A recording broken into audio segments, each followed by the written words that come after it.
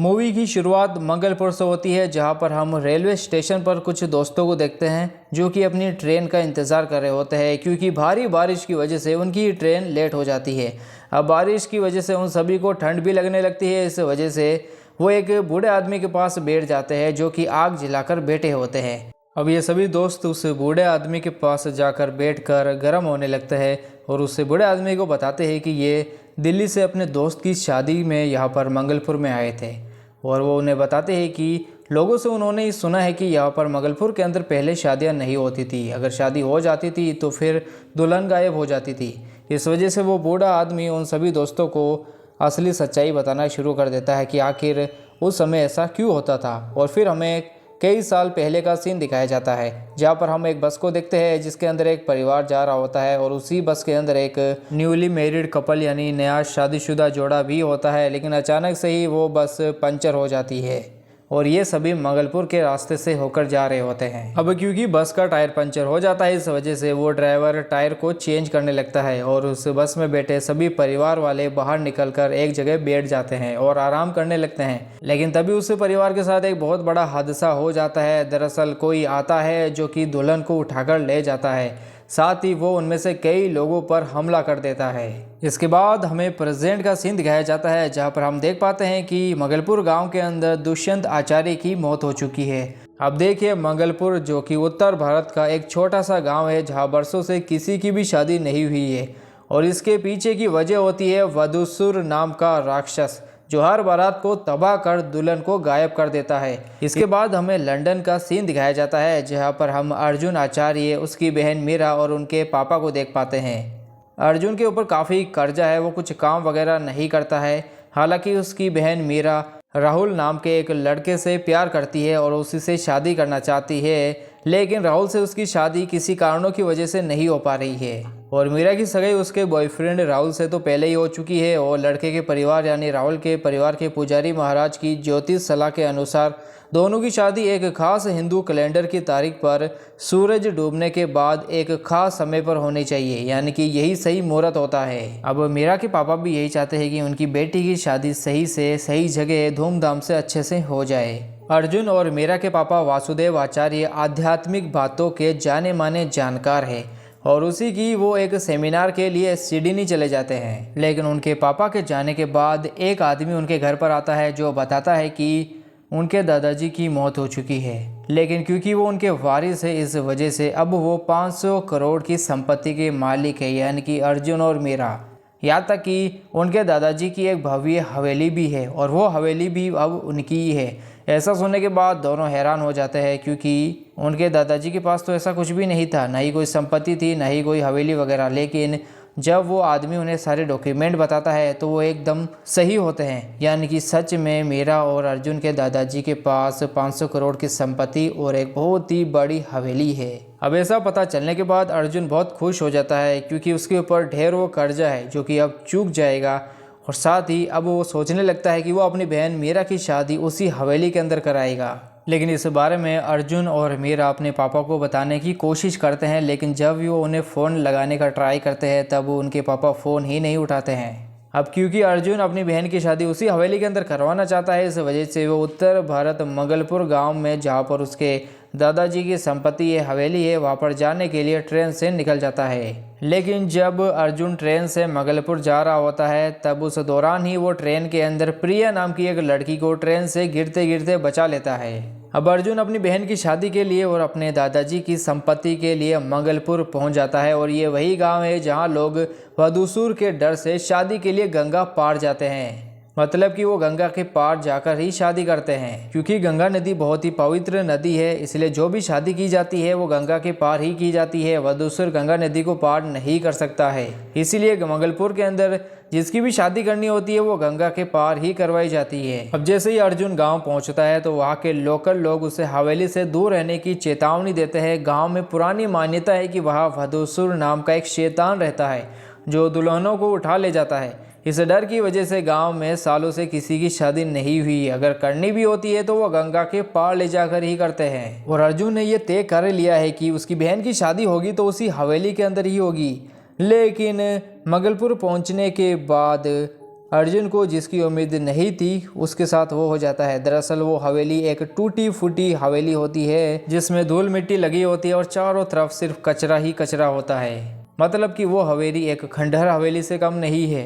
अब देखिए उस हवेली तक अर्जुन को केयरटेकर शांताराम पहुंचाता है क्योंकि वो सालों से उस हवेली की देखभाल करता आ रहा है। अब अर्जुन शांताराम को बोल देता है कि वो जल्द से जल्द उस हवेली की साफ सफाई करवाए क्योंकि बहुत ही जल्द उस हवेली के अंदर उसकी बहन की शादी होने वाली है। लेकिन शांताराम उसे मना करता है कि इस गाँव के अंदर किसी की भी शादी नहीं हो सकती है और इस हवेली के अंदर तो बिल्कुल भी नहीं, क्योंकि हवेली के साथ मंगलपुर गांव पूरा ही श्रापित है। यहाँ पर किसी की भी शादी नहीं होती है। अर्जुन को शांताराम की बातों पर बिल्कुल भी यकीन नहीं हो रहा होता है क्योंकि उसे ऐसा ही लगता है कि शांताराम सिर्फ झूठी कहानियां बना रहा है।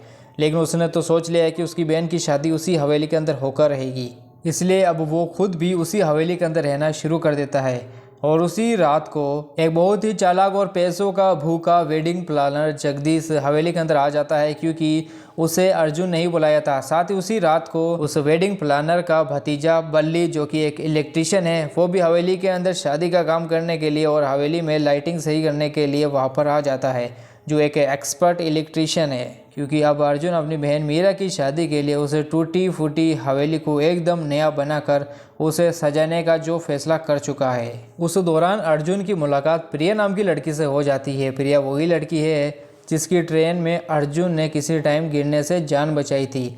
लेकिन अब हवेली के अंदर प्रिया अर्जुन की जान बचाती है क्योंकि अर्जुन को करंट लग गया था, शॉक लग गया था और उसकी हार्ट बीट एकदम से रुक गई थी। लेकिन वक्त रहते प्रिया ने उसे CPR दे दिया जिस वजह से उसकी जान बच गई। अर्जुन को पता चलता है कि प्रिया एक राइटर है जो पुराने मंदिरों पर एक किताब लिख रही है, लेकिन उसका असली मकसद कुछ और होता है। दरअसल वो अपनी बहन को ढूंढ रही है। अब बहुत जल्द ही हवेली में मजदूरों की भीड़ लग जाती है, लेकिन सभी के साथ अजीब अजीब चीज़ें होने लगती है, खासकर वेडिंग प्लानर जगदीश, उसके भतीजे बल्ली और अर्जुन के साथ। अब शुरू में तो अर्जुन को लोगों की बातों को और कहानियों को वो अंधविश्वास ही मान रहा था, लेकिन जब हवेली के अंदर कुछ डरावनी चीजें होती है तब उसे भी ऐसा लगने लगता है कि कुछ तो गड़बड़ है। आचार्य परिवार के अंदर वशिष्ठ गुरु नाम के गुरुजी होते हैं जिनके पास अर्जुन पहुंच जाता है ताकि वो ये पता लगा सके कि आखिर मंगलपुर गाँव के अंदर हवेली के अंदर क्या है।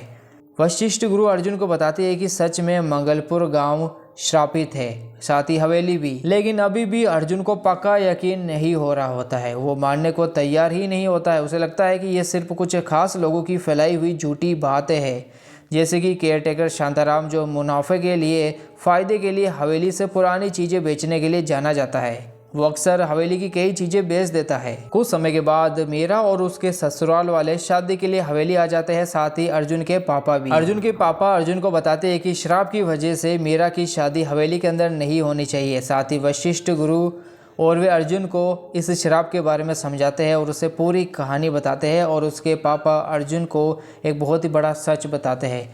अब यहाँ से कहानी फ्लैशबैक में शिफ्ट हो जाती है, जहाँ पर हम देख पाते हैं कि वशिष्ठ गुरु के दो खास शिष्य थे। एक तो थे अर्जुन के पापा माधव और दूसरे थे वासुदेव।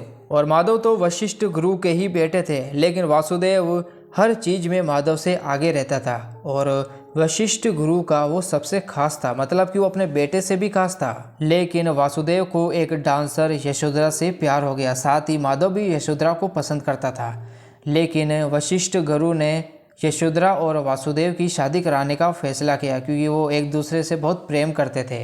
लेकिन ये बात माधव को अच्छी नहीं लगी, वो गुस्सा हो गया और वो कैसे भी यशोधरा को हासिल करना चाहता था। लेकिन अब ऐसे तो यशोधरा उससे नहीं मिलने वाली थी। इस वजह से माधव ने सोच लिया कि वो वधूसर को जगा देगा, क्योंकि ऐसा कहा जाता है कि जो भी वधूसर को जगा देता है तो फिर वधूसर उसकी सारी इच्छाएं पूरी करता है। इस वजह से माधव को यही लगा कि अगर वो वधूसर को जगा देगा तो फिर वधूसर उसकी इच्छा पूरी कर देगा और यशोधरा उसकी हो जाएगी। इसी वजह से वो वधूसर को जगाने लगा, लेकिन उसके पिताजी वशिष्ठ गुरु ने उसे रोक लिया और कहा कि वो ऐसा पाप ना करे। लेकिन फिर माधव ने भी कहा कि वो यशोधरा को प्यार करता है, वो उसकी होनी चाहिए। इसलिए फिर वशिष्ठ गुरु ने कैसे भी यशोधरा और माधव की शादी करा दी। लेकिन एक दिन यशोधरा ने माधव का एक बहुत ही डरावना रूप देख लिया, जिसके बाद फिर वो यानी यशोधरा वासुदेव के साथ ही कहीं चली गई और वापस नहीं आई। दरअसल माधव वसुधर को जगाने के चक्कर के अंदर खुद ही श्रापित हो गया था और अब जाकर अर्जुन को पता चलता है कि वासुदेव उसके असली पिता नहीं है और माधव के पिता यानी कि दुष्यंत जो कि अर्जुन के दादाजी है, उन्होंने मरने का नाटक इसलिए किया था ताकि वे अर्जुन और उसके परिवार को मंगलपुर ला सके और अपने बेटे माधव को उसके श्राप से छुटकारा दिलाने में मदद कर सके। अब पहले तो अर्जुन और वासुदेव के समझाने के बाद मीरा की शादी दिन को ही होने वाली होती है, लेकिन मीरा के ससुराल वाले का जो पंडित होता है वो उन्हें मना करता है कि उनकी शादी उनके बताए मुहूर्त को ही होगी, वो भी शाम को 8 बजे के आसपास। अर्जुन और वासुदेव को पता है कि अगर मीरा की शादी शाम को हुई तो वधूसुर आकर उसे ले जाएगा, लेकिन अर्जुन वासुदेव को कहता है कि वो अपनी बहन की रक्षा करेगा। शादी शाम को ही होने दे, कोई बात नहीं, जो होगा वो देख लेगा। अब शाम को मीरा की शादी होने लगती है और अर्जुन ये देखता है कि हवेली के अंदर लाइट सही से काम कर रही है या फिर नहीं, क्योंकि वधूसर के लिए मीरा को किडनैप करने का, उसे उठाने का एकमात्र तरीका अंधेरा ही है। अंधेरा ही उसकी सबसे बड़ी ताकत है। शादी की रस्म के दौरान बल्ली यानी उसे इलेक्ट्रिशियन का वधूसुर ब्रेन वॉश कर देता है, उसे अपने काबू में कर लेता है, जिसके बाद बल्ली जनरेटर के तार हटा देता है, जिस वजह से पूरी ही हवेली की लाइट चली जाती है। और फिर अंधेरे का फायदा उठाकर माधव यानी कि वधूसुर आकर मीरा को उठाकर ले जाता है। अर्जुन वधूसुर के छिपे हुए मंदिर की ओर भागता है। उसे भूत या दुल्हनें गाइड करती है, जिसमें से एक प्रिया जैसी दिखती है। जब वे वहां पहुंचता है उस मंदिर के अंदर, तो मीरा पर पहले से ही भूत सवार होता है और वे बलि बनने वाली होती है। अर्जुन माधव से लड़ने की कोशिश करता है, लेकिन वे बहुत कमज़ोर होता है। ये तब तक होता है जब तक कि उसके पास उस औरत की ज़बरदस्त ताकतें नहीं आ जाती जिसने वधूसुर को उसके विनाश के लिए लुभाया था। आखिरकार अर्जुन माधव और वधूसुर को हरा देता है और मीरा को बचा लेता है। कुछ समय के बाद मीरा अपने पति और ससुराल वालों के साथ लंदन जाने लगती है। अब वही प्रिया भी जाने लगती है, लेकिन प्रिया से तो अर्जुन शादी करना चाहता था, लेकिन बाद में उसे पता चलता है कि प्रिया की तो ऑलरेडी शादी हो चुकी है, वो शादीशुदा है और वो यहाँ पर अपनी बहन को ढूंढने के लिए आई थी। और जब प्रिया अर्जुन को उसकी बहन की फ़ोटो दिखाता है तो उसकी फ़ोटो देखकर हैरान रहता है, क्योंकि वो उसकी हमशक्ल ही होती है। जिसके बाद जब अर्जुन वीडियो कैमरा को चेक करता है तो उसे पता चलता है कि जिस लड़की के साथ उसने सबसे अच्छा समय बिताया वो तो एक्चुअली में उसके साथ थी ही नहीं। दरअसल वो प्रिया की जुड़वा बहन और वधूसुर की शिकार चित्रा का भूत था। अब हम प्रेजेंट के अंदर वापस आ जाते हैं, जहाँ पर वो बूढ़ा आदमी ट्रेन का इंतज़ार कर रहे उन 4 दोस्तों को अर्जुन की फैमिली की कहानी सुना रहा होता है। पता चलता है कि वो अनजान बूढ़ा आदमी और कोई नहीं बल्कि अर्जुन है, जो अपने गुजरे हुए पिता का मोक्ष दिलाने में मदद करने के लिए रोका हुआ है। हालांकि ये पता नहीं है कि वह असल में अर्जुन है या उसकी आत्मा है, या भगवान ना करे वो माधव है। हालांकि ऑफिशियली तो पता नहीं चल पाता है, लेकिन ओपन एंडिंग से भूत बंगला 2 के पोटेंशियल का इशारा मिल जाता है, यानी कि इस मूवी का सेकंड पार्ट भी आ सकता है। हर भूत डरावना नहीं होता, कभी कभी उसके पीछे एक दर्द भरी कहानी होती है। और दोस्तों, इसी के साथ ये मूवी यहीं पर ख़त्म हो जाती है।